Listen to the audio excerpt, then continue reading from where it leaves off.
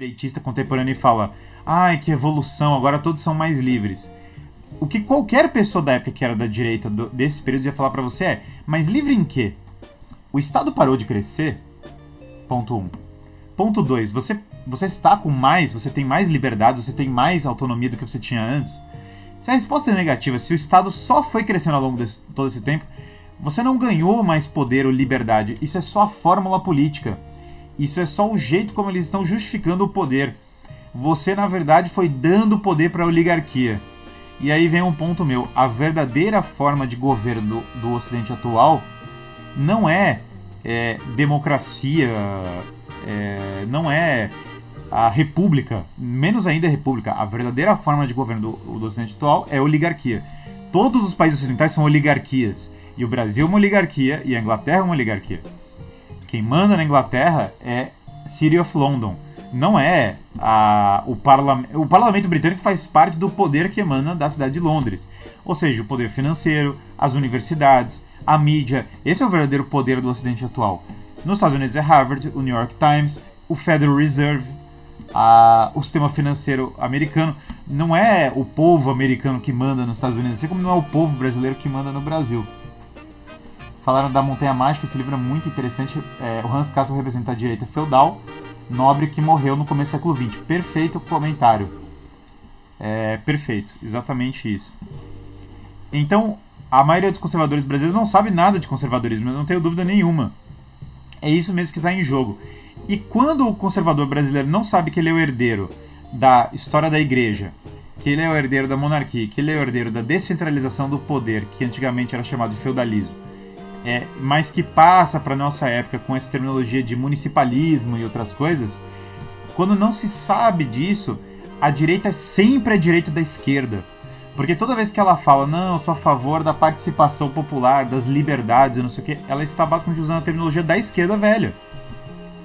E a esquerda não para de evoluir, porque ela vai sempre, a oligarquia vai rumando mais para a esquerda. Então, se o liberalismo antigo já não é suficiente, agora precisa de socialismo. Ah, não, socialismo não, então agora é o progressismo. Ah, não, progressismo não, agora eu preciso... E o progressismo vai sempre ficando mais progressista, e o liberalismo vai ficando mais liberal, e o esquerdismo vai ficando mais esquerdista. Na verdade, o socialismo mesmo, ele vem do contexto do liberalismo, óbvio.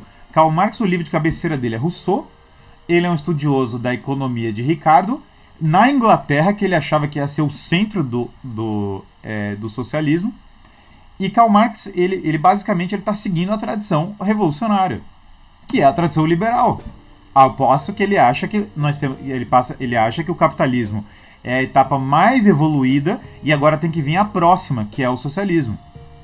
Mas Karl Marx ele surge dentro do movimento. A escola de Frankfurt. Ah, não, a escola de Frankfurt contra os Estados Unidos. Balela, a escola de Frankfurt é aonde? Nos Estados Unidos. A escola de Frankfurt começa na Alemanha e ela foi fomentada e feita junto nos Estados Unidos. Foram os americanos que promoveram a escola de Frankfurt. A Segunda Internacional Comunista é em Nova York. O Partido Socialista Americano ele é anterior ao Partido Socialista Russo. Inclusive os americanos, John Reed, por exemplo, ajudaram a fundar o Partido Socialista Russo. Tem um americano dentro da parede do Kremlin. E existe e vários russos foram gratos à ajuda americana para que conseguissem fazer a Revolução Russa. Do mesmo modo, o socialismo fabiano, que é a nossa versão contemporânea, foram as bases da ONU. H.G. Wells, eu falei isso no documentário que eu fiz, era um socialista fabiano, era proponente da história de um governo global, e ele é uma das pessoas que escreve os estatutos da ONU. E ele é inglês, e ele não é um marxista-leninista. Portanto, as pessoas têm que parar de achar que esquerda é só comunismo marxista-leninista, que é só Marx que é a esquerda, que é só Lenin que é a esquerda. Para qualquer anterior seu, para qualquer antepassado seu, o liberalismo era a esquerda. E mais ainda, para os antepassados dos seus antepassados, o conservadorismo é a esquerda, porque o conservadorismo ele é a direita da esquerda que agora está no paradigma da Revolução Constitucional. É por isso que quando eu debati a independência do Brasil, eu vejo o Partido Conservador Brasileiro como a direita da esquerda, óbvio. Porque o Partido Conservador Brasileiro já está pressupondo uma monarquia constitucional brasileira que já está seguindo esse mesmo rumo do liberalismo global. Portanto, dissolvendo a autonomia e a união da soberania do monarca, e a soberania da igreja, por isso que no Brasil tem a questão religiosa e a igreja perde poder. Ao qual a única pessoa no Brasil que deu passos na linha de restaurar isso de maneira substancial, pelo menos a mais notória, é a Princesa Isabel, que foi derrubada pela República, porque não podia ter isso. O fato é que essa nossa esquerda, eu vou falar isso ao longo dessas lives, está fadada a fracassar, porque a nossa direita está fadada a fracassar, porque a nossa direita, ela não faz a menor ideia de quem ela é, ou do que ela é herdeira. Ela empina o nariz e fala, eu não tenho nada a ver com a Idade Média. Mas eu só queria que voltasse aos anos 80. Mas é que é muito importante, em nome da liberdade e dos direitos individuais, nós somos os verdadeiros defensores da liberdade dos direitos individuais. Toda essa direita, ela nada mais faz do que fazer a pauta da esquerda. Por isso que a esquerda sempre ganha, porque a esquerda que tem as instituições de poder, porque a oligarquia, ela, que é quem manda de verdade, ela é consensual em relação a qual é a pauta dela. Você não vai ver uma divergência entre o New York Times e a Folha de São Paulo substancial. Você não vai ver uma divergência substancial entre Harvard e o New York Times, entre a USP e a Folha de São Paulo, entre o Le Monde e assim por diante. Porque todos eles têm em comum uma coisa. Eles sabem, certo? Quais são as políticas que são pró-oligarquia e eles sabem quais são as políticas que são pró-monarquia. E o fato de você não saber só atrapalha demais as coisas. Mas existe um cheiro de formiga, existe uma intuição. A oligarquia, ela sabe perfeitamente quando alguém ameaça a oligarquia. Tanto que ela tem uma reação imensa. O Partido Republicano ameaça a oligarquia americana praticamente zero. Por isso que eles não têm nenhum poder, eles não têm nenhum problema, no geral, com o Partido Republicano. Eles causam muito pouco problema, porque o nível de ameaça do Partido Republicano é mínimo para a oligarquia estabelecida. Mínimo. E mesmo a vitória eleitoral do Partido Republicano é mínima. Porque o que acontece? Já que há um consenso entre o Departamento de Estado americano e a mídia e as universidades, basicamente, quando é eleito um presidente que diverge muito da pauta iluminista, ele só não vai conseguir governar, simples assim. Isso é o que acontece com todos os presidentes que são ditos da direita. Eles não governam, porque o sistema é contra eles, então eles não vão conseguir governar. É ridícula a ideia de que um presidente de direita vai conseguir governar, ele não tem a menor capacidade. Eu tenho dúvidas se um presidente de direita consegue, no Brasil, por exemplo, gerir o Palácio do Planalto. Eu tenho sérias dúvidas se ele conseguiria mandar no Palácio do Planalto. E eu trucaria o grau de poder que o presidente tem dentro do Palácio do Planalto. Imagina nos órgãos de governo e imagina numa visão mais ampla como essa que eu estou falando, certo? Então a ideia, vocês têm que entender a natureza assimétrica de direita e esquerda. Se a esquerda é quem representa a oligarquia, como eu estou falando, que está no poder no Ocidente, a esquerda sempre ganha porque é a esquerda que está no poder, ponto. E na verdade, quando é eleito alguém da direita, ele não está tomando poder, ele está só exercendo um cargo dentro de um paradigma da esquerda. Para piorar, existe um outro ponto que é um ponto mais tradicional sobre o que é direita e esquerda. Visivelmente, a esquerda, e aí é uma coisa da nossa oligarquia iluminista, ela tem uma visão muito definida. A lei natural é o que nós percebemos pela razão e que está na natureza das coisas, que direciona os homens para o bem comum, portanto para a linha da moral e para o bem eterno, e para a linha, portanto, daquilo que é a tradição religiosa. A lei moral, ela basicamente é a grande inimiga daquilo que é a pauta da esquerda. Por que eu falo isso? Porque não tem nenhum avanço da esquerda que não seja na linha de mais permissão moral. Eles nunca são na linha de costumes mais rígidos, eles sempre são na linha de mais permissão moral. Se você pegar duas pautas e você pegar a que é mais permissiva moralmente, você vai imediatamente associá-la à esquerda. Qualquer pauta é assim, em relação à família, em relação a qualquer costume. Aí vem o nosso problema que aumenta. Conforme a tecnologia avança, as pessoas demandam menos virtude pessoal para poder resolver as coisas. Se você vive no mundo feudal, cara, você tem que saber se defender, você tem que saber plantar comida, você tem que saber consertar as coisas da sua casa. No mundo tecnológico, que tudo é um aplicativo, você pode ter muito pouca virtude e sobreviver no mundo, certo? Portanto, a tecnologia favorece a esquerda, porque você consegue tolerar um grau de falta de moral muito alto e a sociedade continuar funcional. Como nos últimos 200 anos nós temos um grande avanço da tecnologia, é muito mais fácil para as pessoas terem uma vida imoral e sustentarem a vida imoral por meio da tecnologia. Portanto, o avanço, e por isso que países de primeiro mundo também sofrem tanto com essa coisa do progressismo, porque na verdade ele já tem um avanço tecnológico que permite a eles, e uma qualidade de vida, que permite a eles basicamente, que fundamentalmente permite a eles sobreviver com a piora da moral. E na medida em que as pessoas vão perdendo moral, certo? A esquerda que ganha. Portanto, a dissolução dos costumes e a dissolução da nossa própria civilização é a vitória da esquerda. Então a gente tem uma coisa muito louca, que é o carro acelerando para a parede. A nossa oligarquia, ela é consensual e a esquerda é o que favorece ela. Ela é consensual, ela é consensual no sentido de que ela quer que nós vamos para a linha menos moral, uma linha antinômica, a linha de transgressão da moral. Falaram de Mencius Moldbug, com certeza é uma influência que eu estou falando, mas não é a única, né?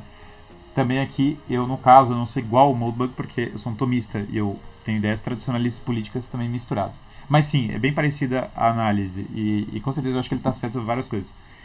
Mas, então entendam, o trem está indo bater na parede, porque quem manda no Ocidente quer transgredir a moral e a tecnologia dá suporte para que consigam fazer isso. Já era, é um trem acelerando em direção a uma parede, porque chega um ponto que você não consegue transgredir a moral ao ponto da cidade sobreviver.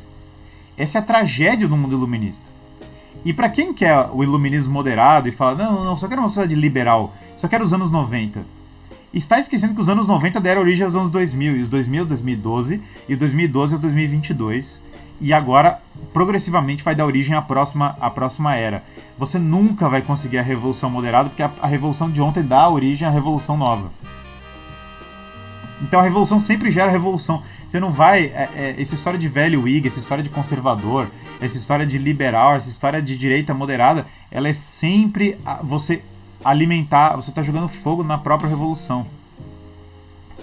Portanto, a direita é sempre aquela que defende a lei natural, a monarquia, a tradição católica, a tradição da igreja e a família, que são mini monarcas, né? Porque se você pensar, o Papa é o monarca da igreja, Deus é o monarca cósmico, o monarca nada mais é do que o líder, e o pai de família é o monarca do mundo. Primeiro tiveram que destronar Deus, então você vive num estado secular. Beleza. Agora temos que tirar o rei, então agora você vive numa república. E agora qual é o próximo ponto? O pai de família. Por isso que você vive a sociedade da desconstrução do pai de família. É que o pai de família era só o último ponto que estava faltando para você terminar a desconstrução da linha hierárquica. E a direita é a restauração da linha hierárquica. Quando o Jordan Peterson fala que pode haver um excesso de ordem, e ele fala que nós não podemos ter um excesso da direita, ele está incorreto. Eu adoro o Jordan Peterson, mas ele está errado. Porque ele não está pressupondo que a ordem tem um forte elemento sobrenatural e que não existe excesso de lei natural, porque a lei natural envolve moderação. Portanto, embora eu adore a perspectiva do Jordan Peterson, eu concorde com ele que direita é a ordem e esquerda é o caos, eu discordo substancialmente dele quando ele fala que existe um excesso de ordem. Não tem excesso de ordem, não faz sentido. Só num nível pessoal, mas no nível espiritual não tem como ter um excesso de ordem, porque Deus não é excessivo, né? Então acho que ele está errado nesse ponto. Mas eu concordo. Direita é ordem, esquerda é o caos. Está corretíssimo. Tem muito... Direita e esquerda, entendam uma coisa. Tem muito pouco a ver com o livre mercado. Muito pouco a ver. Tanto que a esquerda está se valendo do livre mercado para se promover nesse exato momento, em 2022. E o Federal Reserve americano é a grande instituição da esquerda global, sei lá. O Banco Central americano, ao qual eu falo. Então não tem nada a ver. E quando você olha para a China, quando você olha para os lugares, não existe. Nem existe sociedade socialista. Todas as sociedades que são ditas socialistas têm uma economia de mercado. A União Soviética tinha mercado. Tenta acabar com o dinheiro na União Soviética e ver se funcionava. Não existe. A Coreia do Norte tem dinheiro, porque não dá para viver sem dinheiro. Né? Dinheiro é só uma forma de organizar os bens. A sociedade islâmica não está isenta do mesmo mal, é o mesmo processo igualzinho. Igualzinho. A sociedade islâmica está dentro desse processo, igualzinho ao Ocidente o Oriente igual, com a diferença que o Oriente está reagindo contra e o Ocidente não. no geral, né? Por Oriente eu quero dizer. E eu não tô falando que a reação deles é boa, tá? Mas o fato é que Rússia, China, Índia e sei lá o que estão reagindo contra essa linha do progressismo ocidental. Se a alternativa deles é boa é uma outra discussão, mas eles só não estão querendo ir no mesmo caminho. Porque eles estão entendendo que o caminho é autodestrutivo. Mas aqui, vejam, o que eu estou falando tem a ver com Moldbug?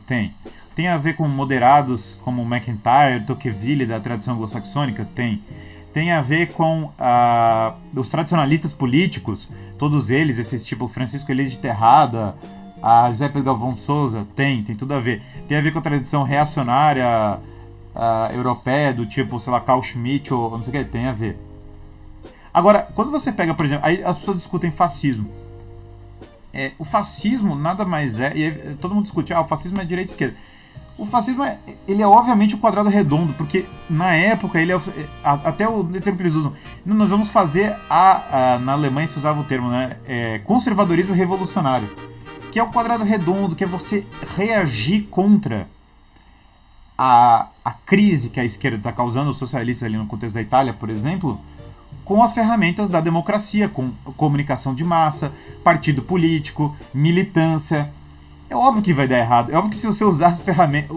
O fascismo foi você tentar usar as ferramentas da esquerda para reagir contra a esquerda.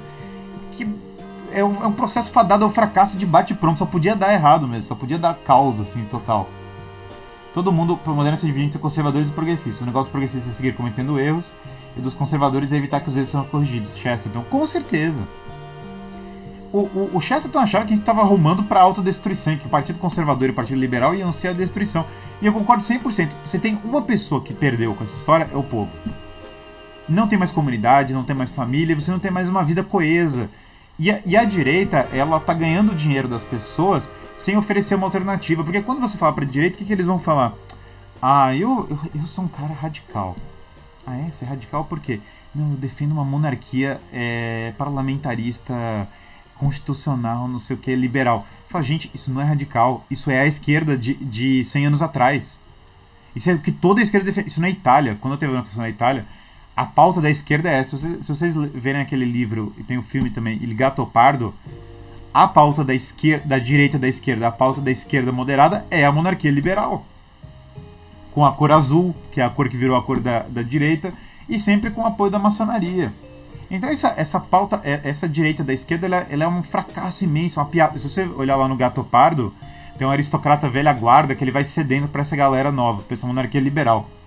E daí o cara pega lá pra beber um drink, ele olha aquilo, chega uma hora que ele começa a sentir nojo, que ele fala, gente, que palhaçada, né? Que palhaçada. Ele vê lá a burguesia ascendente, ele vê os caras como brega, ele vê tudo que tá virando o mundo, ele fala, cara, isso aqui é uma palhaçada. E ele começa a se sentir mal até o ponto que ele se converte, né? O aristocrata da velha guarda, que já tava, depois de ceder um mundo, depois de fazer tudo errado, depois de se complicar, ele fala, gente, chega dessa palhaçada e tal. E ele vai pro meio das ruas, vai conviver com o povo, se ajoelha e vai confessar com o padre. Porque aí vão falar pra mim, você é monarquista. Mas eu defendo o que Aristóteles defende contra. Eu defendo monarquia, aristocracia e república contra o que Aristóteles diria que são as corrupções delas. Tirania, oligarquia e democracia na terminologia aristotélica ou platônica.